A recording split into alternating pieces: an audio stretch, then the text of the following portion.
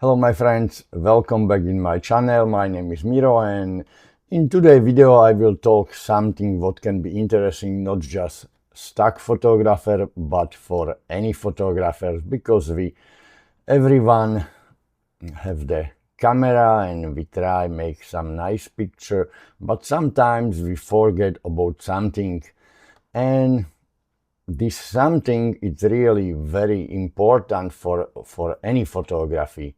I would like to talk about the composition. You know the feeling when you buy the camera and you shoot some images and you are really not happy. I will say you are probably more unhappy than happy, because the images is not really what you want. It really looks to you flat on your screen and don't make you really happy. I will tell you right now, it is not your camera, it is not some pricey software or a magic filter, it is just, how I said before, composition. The pros rely on handful on powerful timeless secrets that turn a simple shoot into something unforgettable. These are not stuffy theories, they are practical tools for literally seeing the world a different way. And in this video I would like to talk about that. I will start with a rule everybody knows, and this is a rule of the thirds. Let's kick things off with the one you have definitely heard of, the rule of thirds. So many people know the name, but they completely misunderstand. It is a power. They think it just means don't put stuff into the middle of the images, but it is so much more than that. Picture you are a frame sliced up by tic-tac-toe grid, two horizontal lines, two vertical lines, making 9 perfect little boxes. The rule of thirds suggests that the most interesting parts of your photo should hug these lines, or even better, land right when they intersect. Those intersections are often called power points, and for good reason. But why does this actually work? Our brains are wired to look for balance, but perfect that center symmetry can feel stale and boring. When you place a subject smack in the middle, our eyes goes to it and then immediately checks out, because there is nowhere else to go. It feels really too static, uninspired. By sliding your subject over to one of the thirds, you create a more dynamic, visually exciting image. It gives the rest of your frame, the negative space, a job to do, creating a sense of balance that feels natural and magnetic. Your subject gets room to breathe, and the viewer's eye is invited on a little trip through the whole frame, not just a quick glance at the center. So next time you are shooting a portrait, try putting your subject's dominant eye on one of these top intersection points. For a landscape, line up the horizon with the top or bottom line instead of slicing the photo in half. If you have horizon in the half, it's really not working too much. It is a tiny shift that makes a massive difference. My number 2 rules is leading lines. Ever look at photo and feel like your eyes are being physically pulled into the images, like you are on a journey towards the subject? That is the magic of the leading lines. It's a very simple trick, but it's really simple rules, but it's really working. This is easily one of the most powerful tools in all of photography because it is like visual roadmap that tells the viewer exactly where to look. Leading lines are just what they sound, like natural or man-made lines within your shoot. Roads, fences, rivers, bridges, even the pattern on a floor that guide the viewer's eye from one part of the frame to another. Usually, like to your main subject in most situations, but it's not necessary. The effect is twofold. First, leading lines create an incredible sense of depth and perspective. A road winding into the distance makes a flat 2D picture feel 3D, like you could almost stop into it. Secondly, they are a visual highway, making sure the viewer's attentions land precisely where you want it. Without that clear path, their eyes might just wander around aimlessly and miss the whole point of your shoot. Don't just photograph the buildings, use the lines of the street to guide the eye to its front door. Start seeing this path and you will start making photos that don't just show a scene but guide the viewers right through it. Other rules is creating a windows to your word framing. This rules is a super creative way to add some serious depth and context to your images. I am talking about using elements inside a scene to create a frame within your photograph. Think of it like creating a window that looks out onto your subjects.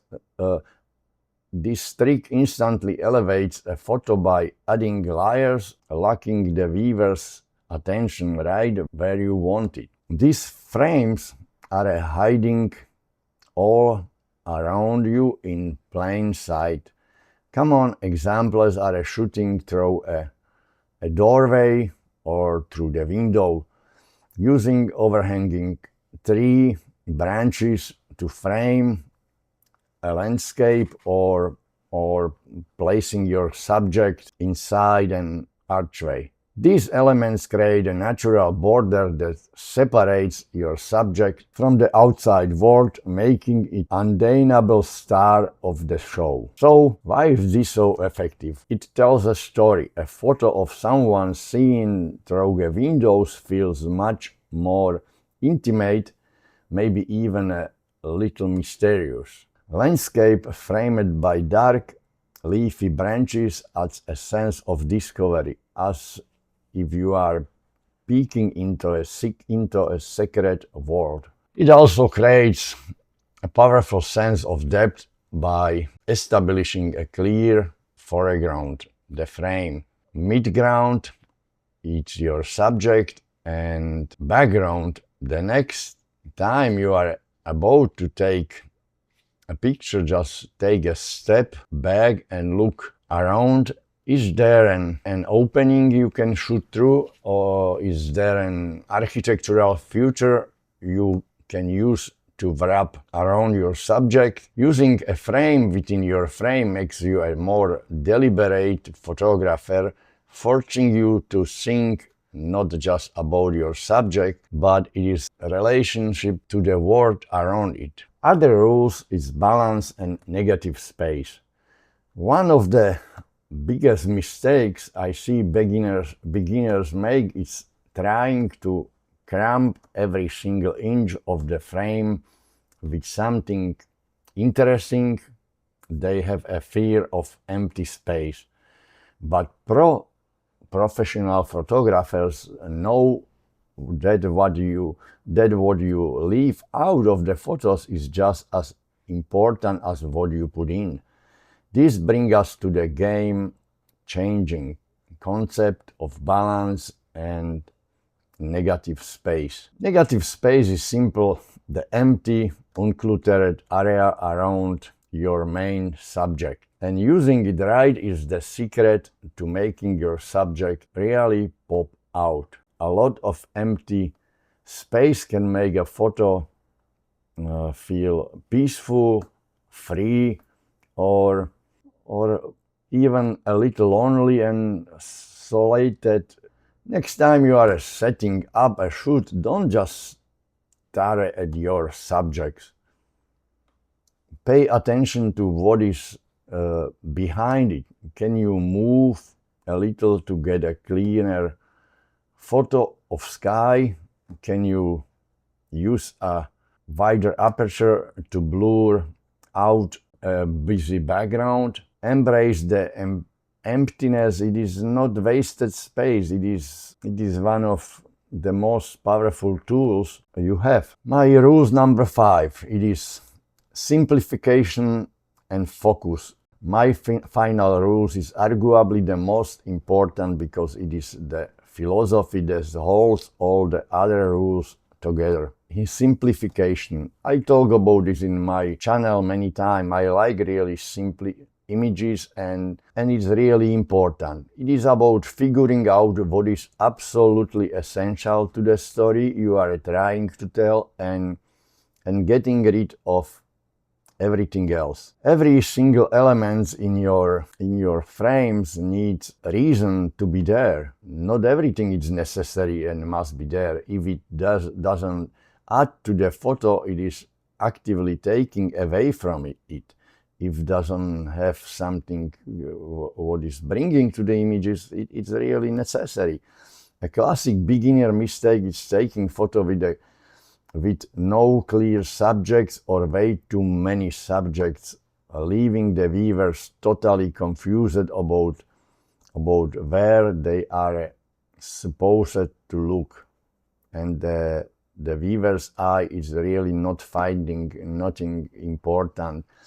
Simplification forces you to have one strong point of focus before you hit that shutter button. Take one last second and scan the entire frame, especially the edges. Is there something distracting, trash can in the corner, a bright sign in the background that yanks the eye away from your main subject, a random tree branch poking into the frame. It is many things what